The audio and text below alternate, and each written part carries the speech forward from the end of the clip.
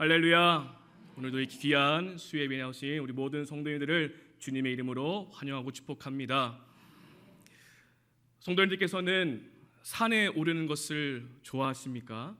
산이 좋으십니까? 아니면 바다가 더 좋으십니까? 다 좋습니까? 제가 이 동네에 왔을 때에 여기 뒤쪽에 서달산이라는 것이 있다고 해서 들었고요. 또 대개는 산에 간다고 하니까 관악산을 많이 가시더라고요. 그렇죠? 저는 강원도 속초 출신입니다. 속초하면 떠오르는 산이 무엇이죠? 설악산이 있죠. 저는 그 설악산을 보면서 어릴 때부터 그냥 봐왔기 때문에 너무나 익숙한 산이고, 그리고 흔들바위, 또 울산바위, 대청봉까지 한번 다 올라가 봤습니다.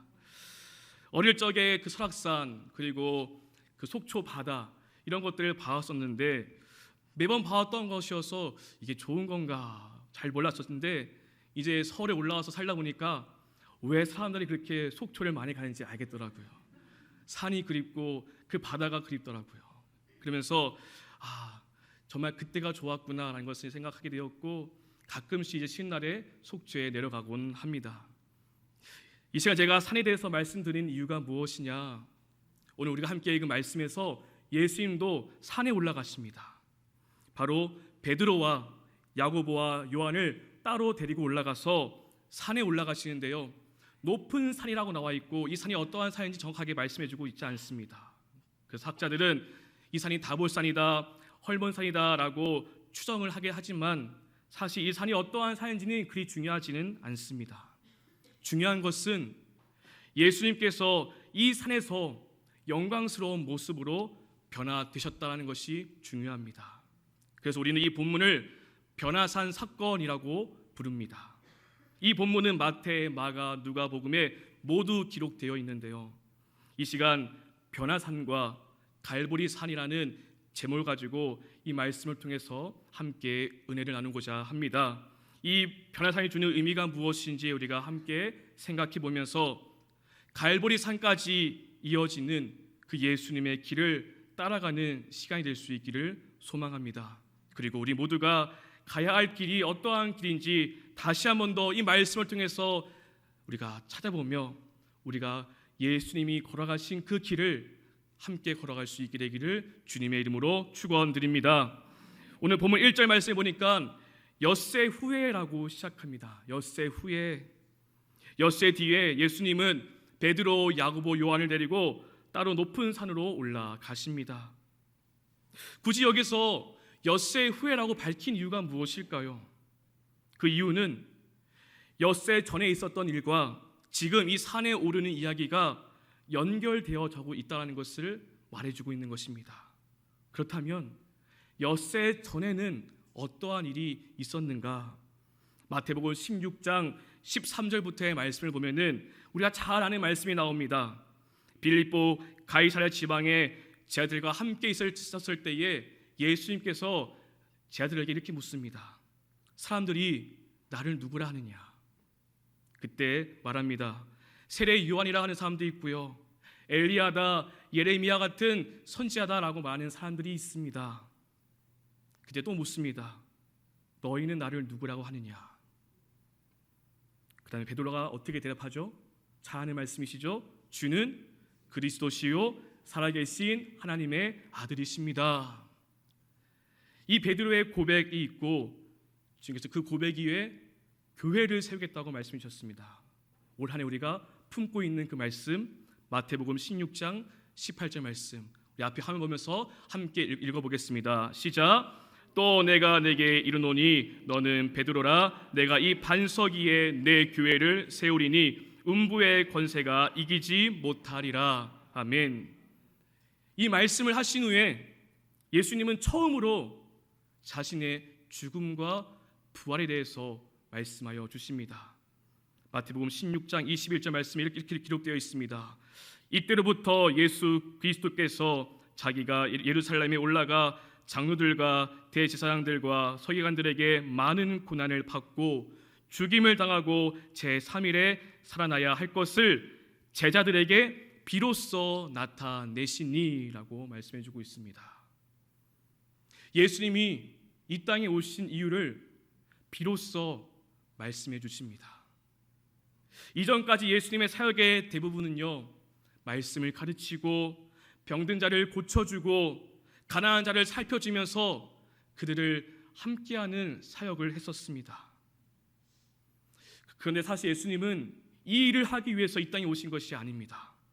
예수님의 사명은 하나님의 구원을 이루는 것이었습니다. 그래서 이 베드로의 신앙 고백과 예수님의 순환의 그 예고를 말하는 이 시점, 이제 이 시점부터 예수님의 사역의 분기점이 나타나게 됩니다. 이 분기점이 되고 나서부터 예수님의 사역이 달라집니다.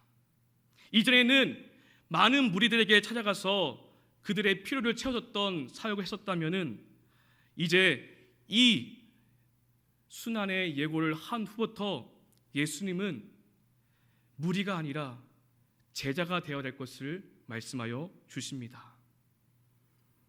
나를 따라오려거든 무리가 되서는 안 되고 제자가 되어야 한다라고 말씀해 주시는 것입니다.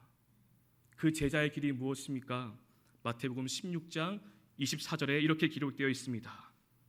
이에 예수께서 제자들에게 이르시되 누구든지 나를 따라오려거든 자기를 부인하고 자기 십자가를 지고 나를 따를 것이니라.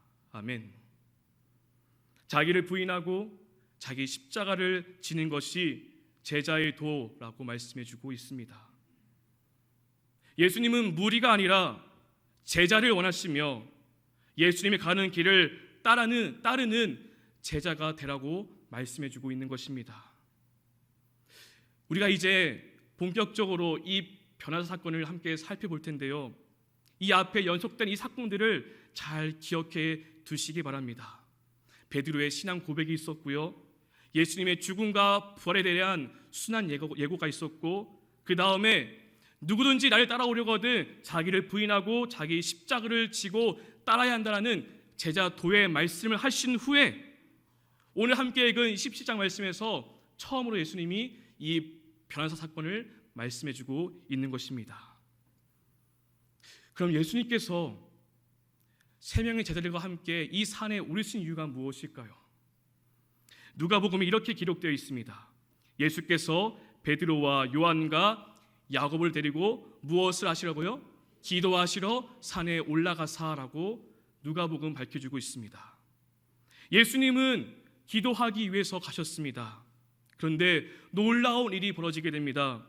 예수님이 지금까지 보았던 모습과는 전혀 다른 모습으로 변화되신 것이었습니다. 얼굴이 해같이 빛나며 옷이 빛과 같이 휘어졌습니다. 하나님의 아들로서 온전한 그 영광의 모습으로 변화되신 것이었습니다. 또 한 가지 놀라운 일이 일어나게 되는데요, 모세와 엘리야가 등장합니다. 그리고 예수님과 대화를 하는 것이죠. 이 놀랍고 황홀한 것을 본 베드로가 이렇게 말합니다. 주님, 우리가 여기 있는 것이 너무나 좋사오니 여기에다가 초막셋을 지어서 하나님 주님을 위해서, 하나님 모세를 위해서, 하나님 엘리야를 위해서 그렇게 하겠습니다 라고 말하는 것이죠. 그 예수님의 영광스러운 모습을 보고 그 영광에 압도되어서 여기 있는 것이 좋습니다. 평생 여기 있고 싶습니다. 여기에 집을 지어서 살고 싶습니다. 저 산 아래에 내려가고 싶지 않습니다 라고 말했던 것이었습니다. 사랑하는 여러분, 여기서 우리가 한 가지 질문을 하기 원합니다. 왜 예수님은 이 산에 올라가서 이런 영광스러운 모습으로 변화되셨을까요? 내가 바로 이스라엘을 구원할 메시아다라는 것을 보여주기 위해서였을까요? 내가 하나님의 아들이라는 것을 보여주기 위해서 그렇게 나타나셨던 것일까요? 자신의 신성을 보여주기 위해서 그런 퍼포먼스를 보여주신 것일까요? 만약 그렇다면 많은 사람들이 보이는 가운데 했으면 더 좋지 않았을까요? 그런데 예수님은 꼴랑 그 제자 셋만 데리고 이 산에 올라가서 변화된 모습을 보여주었던 것입니다. 그리고 산에 내려오면서 너희가 본 것을 아무에게도 말하지 말라라고 당부를 합니다. 따라서 이 사건은 단지 예수님의 그 신성을 보여주기 위한 목적이 아니라는 것입니다. 다른 목적이 있는 것입니다. 그럼 그것이 무엇일까요? 우리는 누가복음의 병행 본문을 통해서 한 가지 중요한 단서를 발견할 수 있습니다. 누가복음 9장 31절 말씀에 이렇게 기록되어 있습니다. 영광 중에 나타나서 장차 예수께서 예루살렘에서 별세하실 것을 말할세라고 성경은 기록해주고 있습니다.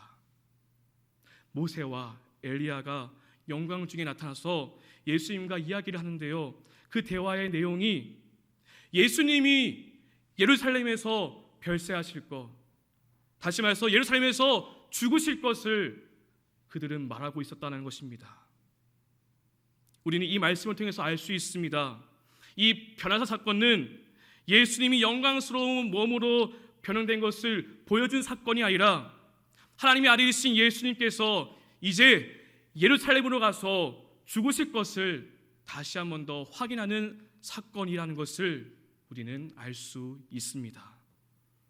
우리가 한번 이 장면을 상상해 봤으면 좋겠습니다. 지금 예수님의 모습은요, 갈릴리 시골의 청년의 모습이 아닙니다. 변화되어서 어떤 말로 표현할 수 없는 황홀한 빛을 내고 계시는 영광스러운 예수님이 이 앞에 계십니다. 그리고 구약의 대표가 되는 모세와 엘리야가 나타나고요, 예수님과 함께 대화를 하고 있습니다. 너무나 황홀한 광경입니다. 그런데 이 세 사람의 대화의 주제가 예수님의 죽으심이라는 것입니다. 지금 이 영광스러운 모습으로 당장 내려가서 이 세상을 통치하는 왕이 될 것이라는 것이 아니라 내가 예루살렘에 가서 죽을 것이다 라고 말씀하고 있다는 것이죠. 베드로는 이 산에서 집을 짓고 초막을 짓고 살고 싶었지만 예수님은 그렇지 않았습니다. 예수님은 산 위에 계신 것이 아니라 산 아래로 내려와 예루살렘으로 향해 가십니다. 따라서 이 변화산에서 내려와 예수님은 어디로 가십니까? 그 갈보리 산으로 가시는 것입니다. 골고다 언덕을 향해서 이제 가시게 되는 것입니다. 산 위에서는 하늘의 영광이 있었지만 이 산 아래에는 예수님이 받으셔야 할 고난이 기다리고 있었습니다. 그런데 예수님은 하나님의 그 일을 위해서 산 아래로 내려가십니다. 예수님은 자신이 이뤄야 할 그 사명을 위해서, 하나님의 그 구원 계획을 이루기 위해서 예루살렘 그 갈보리 산으로 가시는 것이었습니다. 그리고 우리를 위해서 그 모든 고난을 받으시고 십자가에서 죽으셨습니다. 여기서 한 가지 더 놀라운 것이 있습니다. 방금 보여드렸던 그 별세라는 헬라어 단어가 엑소돈이라고 합니다. 그 원형은 엑소도스입니다. 엑소도스. 구약에서 엑소도스가 무엇입니까? 출애굽입니다. 출애굽. 따라서 예수님의 별세, 예수님의 죽음은요, 단지 그 영혼이 떠나가는 죽음이 아니라 탈출을 의미하는 것이고 새로운 출발을 의미하는 것입니다. 마치 히브리 민족이 애굽을 떠나 하나님의 백성이 되었던 것처럼 예수님의 죽음으로 영원한 생명으로 하나님의 자녀가 되는 그 길을 우리에게 열어주신 것이었습니다. 예수님은 온 인류의 그 죄와 사망으로부터 해방시키기 위한 엑소도스, 십자가의 구원을 이루신 것이었습니다. 자, 그렇다면 앞에서 말씀드렸듯이 예수님은 제 아들에게 내가 죽고 부활할 것이라고 그 순환을 예고하셨고요, 그 예고대로 이제 갈보리 산으로 가십니다. 그렇다면 왜 예수님은 이 변화산을 지나서 갈보리 산으로 가시는 것일까요? 그냥 바로 예루살렘으로 가시면 되는데 왜 이 변화산을 지나서 갈보리 산으로 가시는 것일까요? 우리는 이것에 대해서 주목해 봐야 합니다. 예수님에게 변화산은 어떠한 의미인가? 예수님의 변화된 모습으로 있을 때에 하늘로부터 음성이 들려옵니다. 우리 다 함께 5절 말씀을 함께 읽어보겠습니다. 시작. 말할 때에 호련히 빛난 구름이 그들을 덮으며 구름 속에서 소리가 나서 이르시되 이는 내 사랑하는 아들이요 내 기뻐하는 자니 너희는 그의 말을 들으라 하시는지라. 아멘. 빛난 구름이 그들을 덮습니다. 구름은 하나님의 임재를 상징합니다. 구름이 덮였다는 것은요, 하나님이 지금 그 산에 계신다는 것이겠죠. 임재하신 하나님께서 이렇게 말씀하십니다. 이는 내 사랑하는 아들이요 내 기뻐하는 자다. 사실 이 음성은 처음 듣는 음성이 아닙니다. 예수님께서 세례를 받으실 때에 하늘로부터 내려왔던 음성과 동일합니다. 공생의 사역을 시작하기 위해 세례를 받으실 때 들렸던 음성과 이제 갈보리 산으로 가셔야 할 그때에 들려주신 음성이 동일한 것입니다. 이는 내 사랑하는 아들이요 내가 기뻐하는 자다. 예수님은 십자가를 지기 위해서 이 음성을 또다시 듣게 되는 것입니다.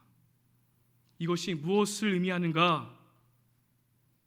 이제 십자가를 지고 가야 할 아들을 위한 아버지의 격려와 응원이 되는 것입니다.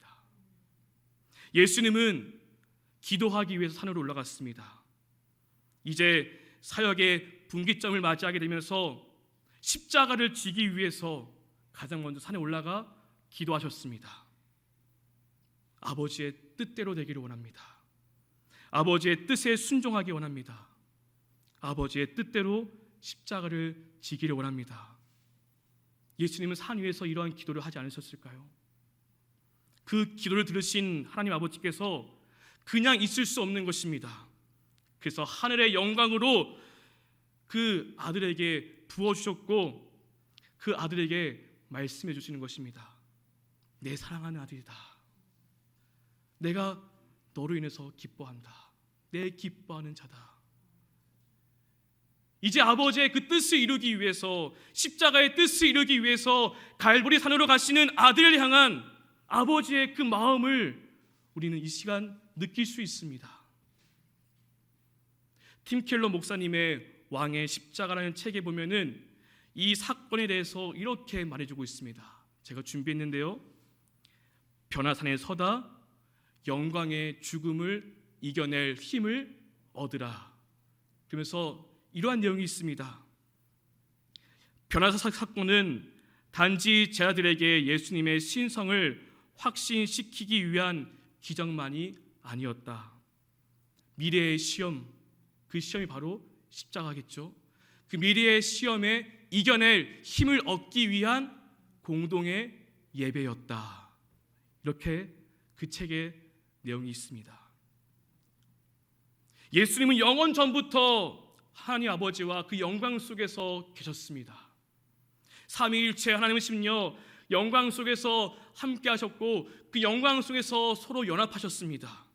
그리고 이 세상을 창조하실 때도 삼위일체 하나님이 함께 창조하셨습니다. 그런데 이제 그 하나님의 뜻에 따라서 성자 예수님이 이 땅에 내려오셨습니다.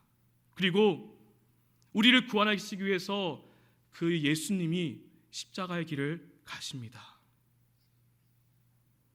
이제 곧 이 십자가에서 아들이 죽게 됩니다. 그리고 그 하나님의 아들은 모든 악을 이기기 위해 감내해야 할 고통이 이제 기다리고 있는 것입니다. 그리고 십자가에서의 죽음은 영원 전부터 누렸던 그 영광, 그 사랑이 끊어지는 죽음을 경험하는 것입니다. 예수님의 십자가의 죽음은요, 단순히 육체의 죽음을 의미하는 것이 아닙니다. 육체의 고통만을 의미하는 것이 아닙니다. 영원 전부터 하나님 아버지와 연계되어 있었던 그 교제가 이 죽음으로 이제 끊어지는 것입니다. 예수님은 그 단절 때문에 겟세마네에서 그렇게 고통스럽게 기도하셨던 것이었습니다. 십자가는 그러한 고통, 그러한 시험이 있는 것입니다. 예수님은 이 모든 것을 이루기 위해, 이 모든 것을 이겨내기 위해서 그 산에 올라가셨고, 그 산에서 하늘의 영광을 경험함으로 이제 악에 맞서고 십자가를 질 수 있는 힘을 얻게 된 것입니다. 이제 그 힘으로 갈보리산으로 가는 것이죠. 이것이 변화산 상권의 진정한 의미가 되는 것입니다. 사랑하는 여러분, 변화산은요, 십자가를 위한 사건입니다. 하나님 아버지의 영광과 그리고 아버지의 격려와 응원을 통해서 힘을 얻게 된 것입니다. 그리고 그 힘을 얻게 된 예수님은 갈보리산으로 주저없이 걸어가셨고요, 마침내 하나님 아버지의 그 뜻을 이루게 됩니다. 십자가에서의 죽으심으로 온 인류를 죄와 사망으로부터 해방시키셨고, 부활을 통해서 죄의 권세를 이기는 승리를 이루셨습니다. 사랑하는 여러분, 예수님께서 십자가의 길을 걸어가기 위해서 이 변화산이 필요했다면 오늘 우리도 마찬가지가 아닐까요? 십자가의 그 길은 예수님만 걸어가는 길일까요? 아닙니다. 처음 말씀드렸듯이 예수님께서 제자의 도에서 말씀드렸죠. 누구든지 내 제자가 되려거든 자기를 부인하고 자기 십자가를 지고 나를 따를 것이다. 그러니 우리도 그 십자가의 길을 가야 하는 것입니다. 그런데 우리의 힘으로는 나 자신을 부인할 수 없습니다. 우리의 의지와 의지의 결단으로는 십자가를 질 수 없습니다. 내 안의 힘으로는 결코 할 수 없습니다. 그래서 우리에게도 변화산이 필요한 것입니다. 내 안의 힘으로는 안 되니까 밖으로부터 오는 힘이 필요한 것입니다. 하늘부터 오는 그 힘이 우리에게도 필요한 것입니다. 예수님과 같이 하나님의 격려와 응원을 받아야 되고요, 하나님의 영광과 임재를 우리도 체험해야 합니다. 그럼 우리는 무엇으로 하나님의 영광과 임재를 경험할 수 있을까요?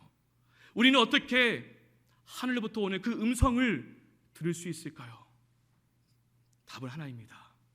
바로 예배입니다. 아멘이십니까? 우리 교회의 핵심 가치인 2K, 2G 중에서 그 L, 라트리오는요, 하나님의 임재를 체험하는 예배입니다.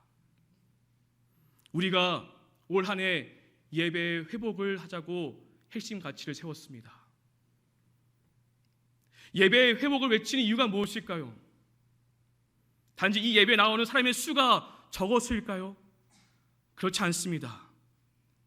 예배가 회복돼야 신앙이 회복되기 때문입니다. 예배가 살아야 내 영혼이 살기 때문입니다. 예배를 통해서 우리가 믿음의 길을 걸어갈 수 있기 때문에 우리는 예배의 회복을 외치는 것입니다. 사실 우리는 지난 코로나 팬데믹 기간 동안 이것을 뼈저리게 경험했습니다. 어쩔 수 없는 상황 때문에 온라인 예배를 드렸고요, 온라인 예배를 드신 분들 다 아실 것입니다. 저도 그랬습니다. 그 예배로는 하나님의 충만한 임재를 경험할 수 없습니다. 그래서 우리는 얼마나 이 대면 예배를 기다려왔습니까? 이것을 위해서 얼마나 기도해왔습니까? 근데 이제 그 모든 것이 열리게 되었습니다.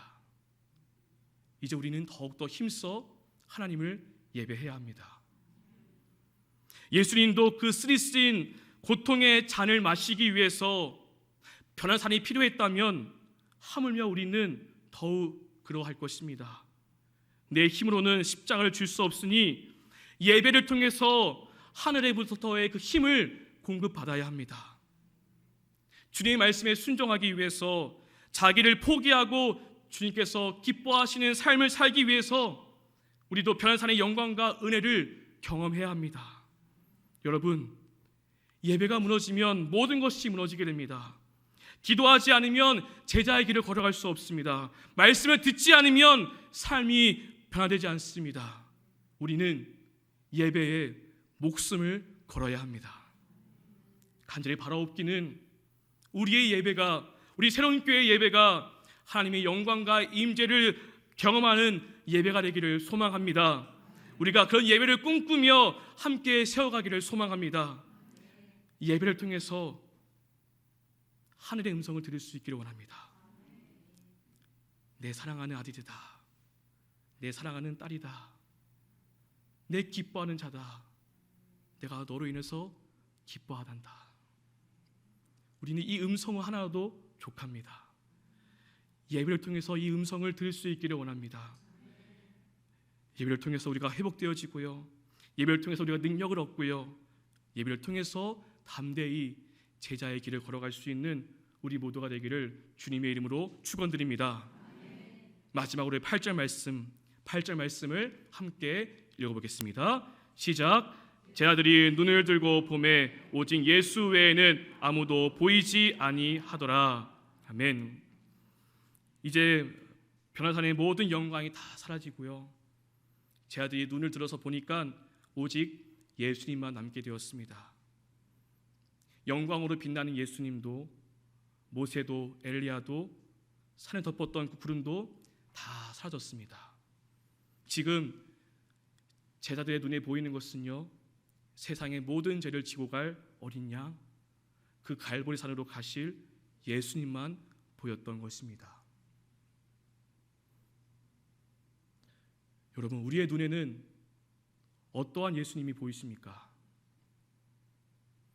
우리는 영광의 예수님을 보기 원하는데요, 그 영광의 예수님을 보기 전에 우리는 십자가의 예수님을 볼 수 있어야 합니다.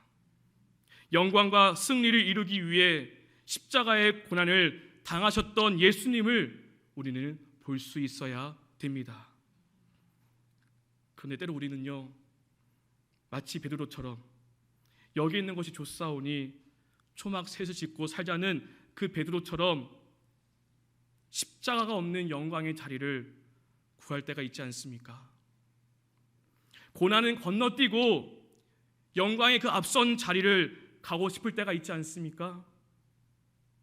예수님으로부터 무언가를 얻고자 따랐던 그 무리들처럼 예수님을 그렇게 따르고 있지는 않습니까? 예수님은 그러한 허다한 무리가 아니라 제자를 원하십니다. 제자가 되라고 말씀하십니다. 그리스도의 제자가 되는 것은요, 넓고 편한 길이 아닙니다. 좁은 길이며 자기를 부인하는 것이고 자기 십자가를 지고 따르는 길이라고 주님께서 말씀하여 주셨습니다. 사랑하는 여러분, 우리가 그리스도와 함께 영광을 받기를 원한다면요, 영광의 자리가 먼저가 아니라 예수님과 함께 고난의 자리에 먼저 가야 합니다. 로마서 8장 17절에 이렇게 기록되어 있습니다. 자녀이면 또한 상속자 곧 하나님의 상속자요 그리스도와 함께한 상속자니 우리가 그와 함께 영광을 받기 위하여 고난도 함께 받아야 할 것이니라. 아멘. 하나님의 자녀 상속자는요, 십자가를 통과해야 영광을 얻을 수 있다고 말씀합니다. 고난을 통과하지 않는 영광은 주님의 영광이 아닙니다. 비록 제자의 길이 이 고난의 길이라고 할지라도 우리가 두려워하지 않기를 원합니다. 왜냐하면 그 길은요, 패배의 길이 아니라 승리의 길이기 때문입니다. 변화산에서 제자들에게 잠시나마 그 영광을 보여주신 것은 지금 가야 할 길이 십자가의 길이지만 그 길 끝에는 변화산에서 보았던 영광이 기다리고 있다는 것을 보여주기 위해서였습니다. 우리가 처음 고백했던 그 찬송가의 고백처럼 최후 승리를 얻기까지 주의 십자가 사랑하리, 빛난 면류관 받기까지 험한 십자가 붙들겠네. 우리 모두가 이기는 자에게 주시는 이 면류관을 받기까지 십자가를 붙들고 나아갈 수 있기를 주님의 이름으로 축원드립니다. 예수님께서 이 변화산에서 힘을 얻어 십자가의 그 길을 걸어가셨던 것처럼 우리도 매일의 예배를 통해서 힘을 얻어 제자의 길을 걸어갈 수 있기를 소망합니다. 그리고 그 제자의 길은 고난의 길이지만 그 마지막은 승리와 영광이 우리를 기다리고 있음을 굳게 믿고 그 길 끝에서 영광의 주님이 환한 모습으로 우리를 맞이하고 있는 그 영광을 우리가 사모하며 오늘 우리가 걸어가야 할 제자의 길을 담대히 걸어갈 수 있게 되기를 주님의 이름으로 축원드립니다.